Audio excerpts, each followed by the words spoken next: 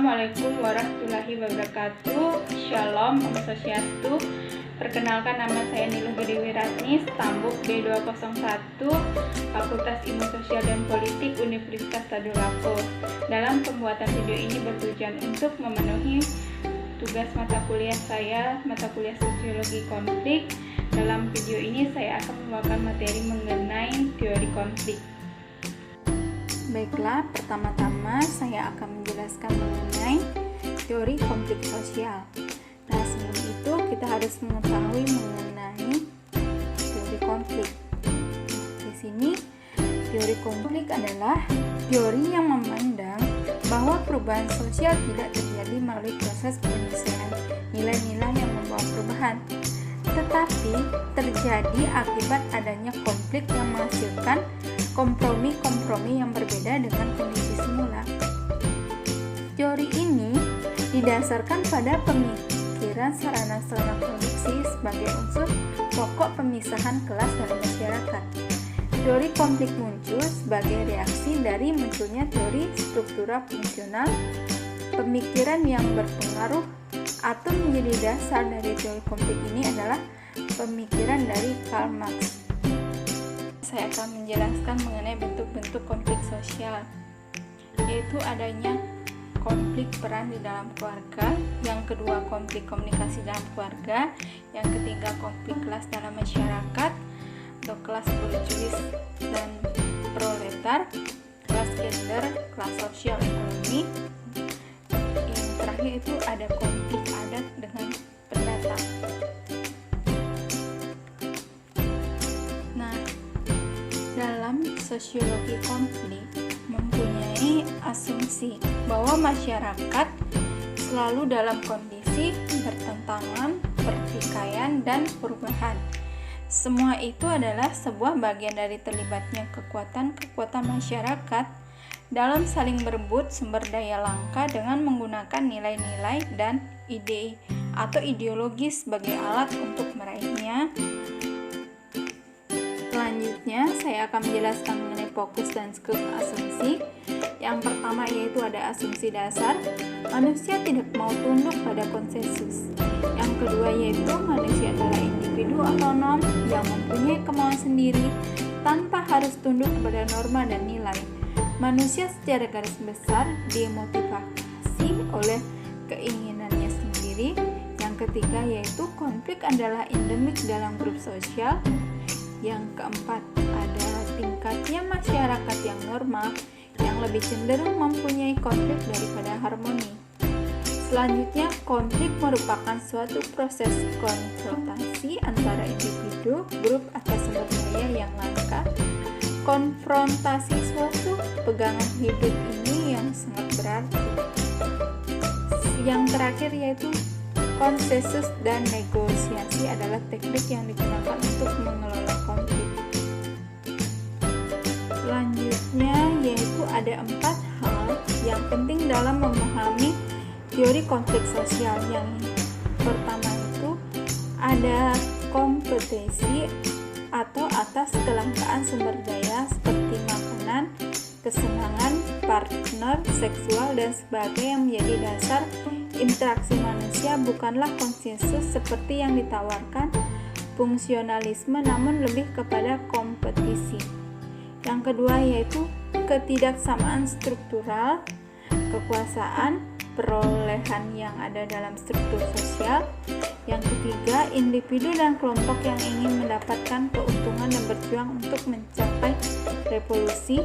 Yang keempat, perubahan sosial terjadi sebagai hasil dari konflik antara keinginan interest yang saling berkompetisi dan bukan sekedar adaptasi. Perubahan sosial sering terjadi secara cepat dan revolusioner daripada evolusioner. Selanjutnya yaitu mengenai paradigma para tokoh dan perspektif para tokoh sosiologi mengenai konflik, yaitu yang pertama Karl Marx. Di sini Karl Marx mempunyai perspektif memandang konflik Ia mengembangkan teori konflik dengan beberapa konsepsi, yakni konsepsi tentang kelas sosial, perubahan sosial, kekuasaan, di mana konsepsi-konsepsi tersebut saling berkesinambungan sebagaimana dalam masyarakat kapitalis, konflik selalu terjadi antara kaum yang memiliki dan menguasai alat-alat produksi dengan yang tidak, yakni borjuis dan proletar. Mengenai paradigmanya, Karl Marx memandang kegiatan ekonomi sebagai faktor penentu utama semua kegiatan masyarakat dan melihat masyarakat manusia dari sudut konflik di sepanjang sejarahnya. Marx dalam materialisme historinya memasukkan determinisme ekonomi sebagai basis struktur yang dalam proses relasi sosial dalam tubuh masyarakat akan menimbulkan konflik antara kelas atas dan kelas bawah. Selanjutnya saya akan menjelaskan mengenai asumsi dari Karl Marx. Asumsi Karl Marx yaitu mengenai relasi sosial. Walaupun sebuah sistem penuh dengan kepentingan pribadi atau sekelompok orang, yaitu selanjutnya ada sistem sosial secara sistematis yang dapat menciptakan konflik. Konflik adalah suatu yang tidak terhindarkan dalam sistem sosial, dan konflik akan terjadi dalam aspek pendistribusian SDA atau sumber daya alam yang terbatas, terutama kekuasaan atau power. Selanjutnya yaitu ada tokoh teori sosial konflik yaitu Thomas Hobbes.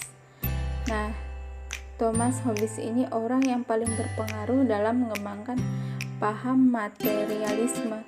Ia percaya bahwa semua makhluk hidup, termasuk manusia juga, terbentuk dari substansi materi saja. Begitu pula dengan kesadaran dan ruh manusia, ia timbul karena adanya pergerakan partikel-partikel dalam otak.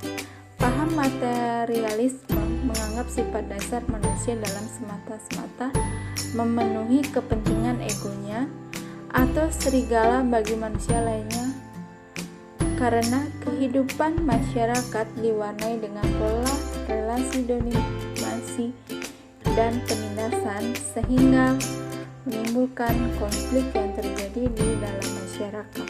Selanjutnya yaitu ada Max Weber.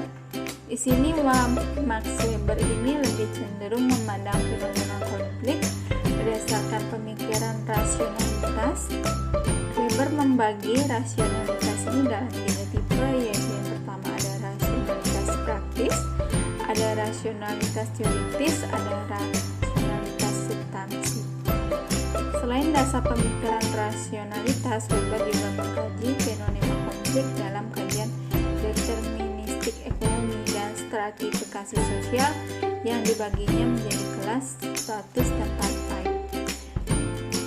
Weber juga berpendapat bahwa membuktikan perubahan sosial tidak hanya didasari oleh konteks ekonomi saja, tetapi religiositas juga dapat mendorong sebuah perubahan. Nah, selanjutnya yaitu ada tokoh George Simmel, yaitu George Simmel, sosiolog fungsionalis yang dari Jerman, mencoba mendekati teori konflik dengan menunjukkan bahwa konflik merupakan salah satu bentuk interaksi sosial yang mendasar berkaitan dengan sikap bekerja sama dalam masyarakat. Nah, dalam sebuah konflik tentunya bakalan ada negosiasi dan asosiasi. Nah, dari sinilah akan terbentuknya adanya kerjasama dalam masyarakat. Adapun pendapat dari Karl Marx yaitu pemahaman mengenai materialisme. Konflik yang ada di dalam masyarakat bersumber dari aktivitas ekonomi masyarakat. Selanjutnya ada pola relasi materialistik dan ekonomi, basis dari segala superstruktur. Di sini basis pola relasi sosial itu yaitu mengenai kondisi produksi, sumber daya alam, sampai ke jenis produksi, sehingga menciptakan norma, hukum, agama, dan budaya yang berbeda sebagai alat untuk memproduksi dan sebagai pola relasi produksi dalam masyarakat, sehingga menciptakan sebuah status kepemilikan.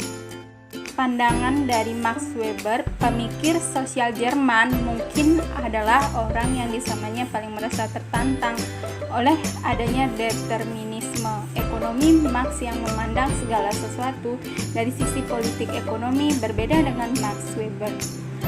Berbeda dengan karya-karya menyentuh secara luas mengenai ekonomi, sosiologi, politik, dan sejarah teori sosial. Weber menggabungkan berbagai spektrum daerah penelitiannya tersebut untuk membuktikan bahwa sebab akibat dalam sejarah tak selamanya didasarkan atas motif-motif ekonomi belaka, yaitu pandangan tokoh Friedrich Mill. Friedrich Mill ini adalah sosiolog dari Amerika, mengencam fungsionalisme melalui kritiknya tentang elit kekuasaan di Amerika saat itu. Mill melakukan riset terhadap struktur kekuasaan Amerika, suatu hubungan dominatif di mana struktur sosial dikuasai elit dan rakyat adalah pihak yang ada di bawah kontrol politisnya, militer, politisi, dan para pengusaha ekonomi. Mill pada tahun 1959 menyatakan bahwa struktural fungsionalisme ini atau personian, yaitu ada dalam keluarga, justru telah menimbulkan konflik peran karena kedudukan para perempuan dianggap sebagai budak kecil tercinta.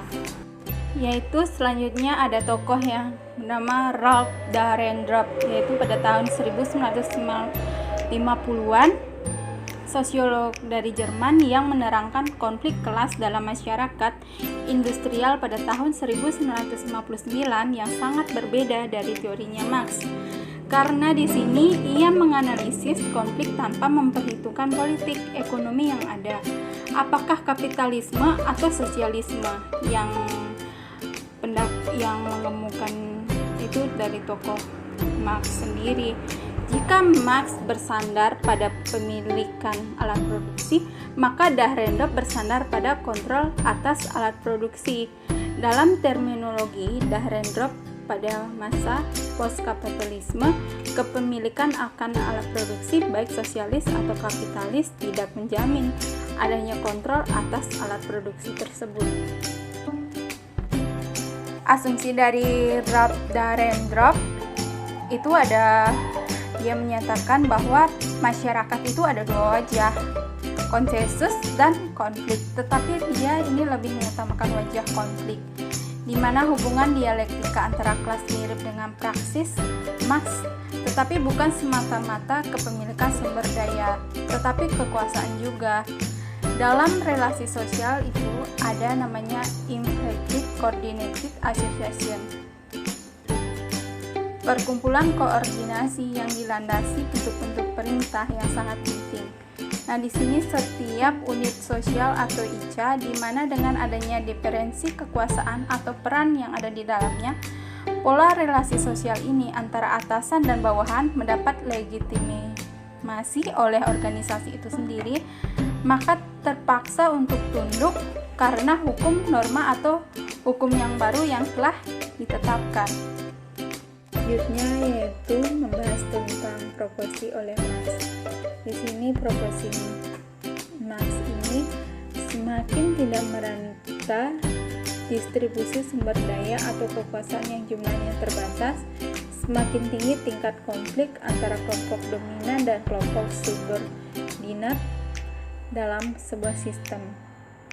Yang selanjutnya itu, apabila kesadaran kelompok semakin tinggi dengan tingkat emosionalnya yang marah dan lebih terorganisasi dengan baik, maka semakin besar kemungkinan mereka untuk mengadakan konflik langsung dengan kelompok dominan. Selanjutnya, semakin tinggi tingkat konflik, semakin besar juga polarisasi antara kelompok subordinat dan ordinat dalam sebuah sistem. Selanjutnya, semakin terpolarisasi lagi antara kedua kelompok tersebut, semakin tinggi pula tingkat kekerasan yang ditimbulkan oleh konflik. Nah, semakin tinggi tingkat kekerasan, semakin besar juga perubahan struktural yang terjadi dan akan terjadi redistribusi sumber daya yang terbatas tersebut.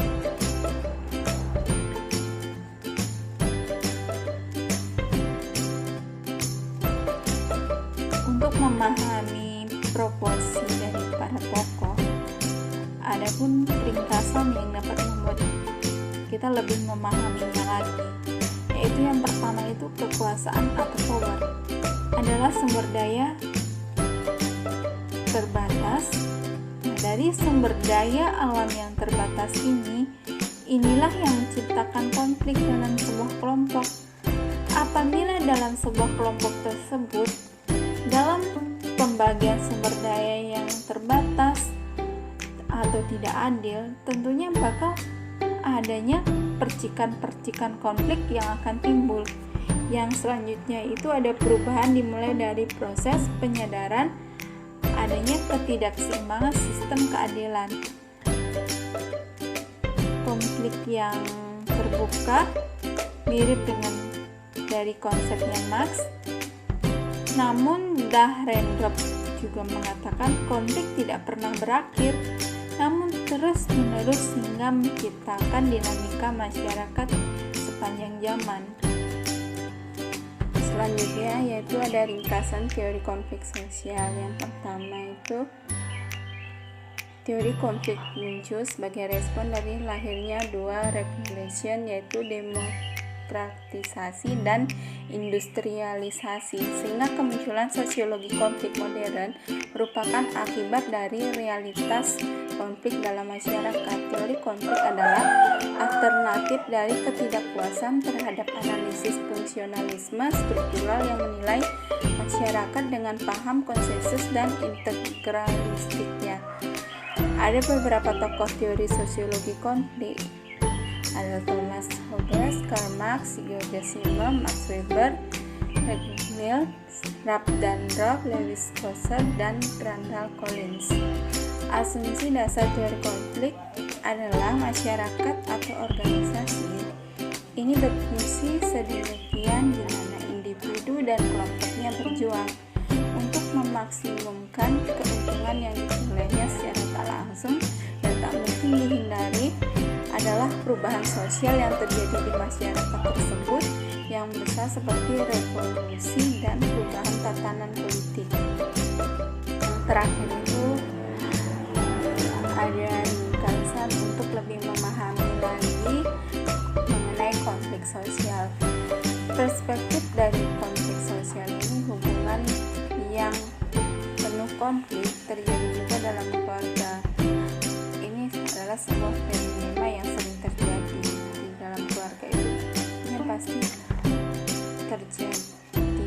sering terjadinya konflik di mana peran yang dilembagakan oleh institusi keluarga menurut persepsi konflik sosial telah menciptakan pola relasi yang obsesif.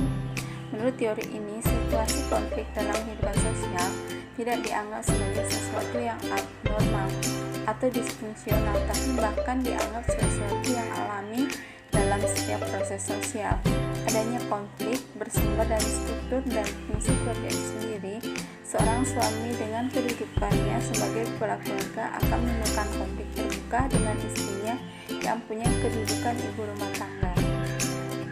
Di sini teori sosial konflik menawarkan keluarga sebagai wahana alternatif efektif dan untuk mengembangkan sumber daya manusia tanpa risiko penolakan dan tantangan. Pendukung dari teori ini dan ideologi konflik justru menganggap bahwa keluarga sebagai sumber malapetaka, kesengsaraan, dan ketidakadilan terutama bagi perempuan. Sekian dan terima kasih materi yang saya bawakan. Semoga para penonton dapat menyimak dengan baik materi yang saya bawakan dan bermanfaat bagi penonton. Untuk itu sekian dan terima kasih. Baiklah, sekian materi yang dapat saya bawakan. Kurang dan lebihnya saya mohon maaf apabila ada salah kata dan pengucapan. Saya ucapkan sekian dan terima kasih.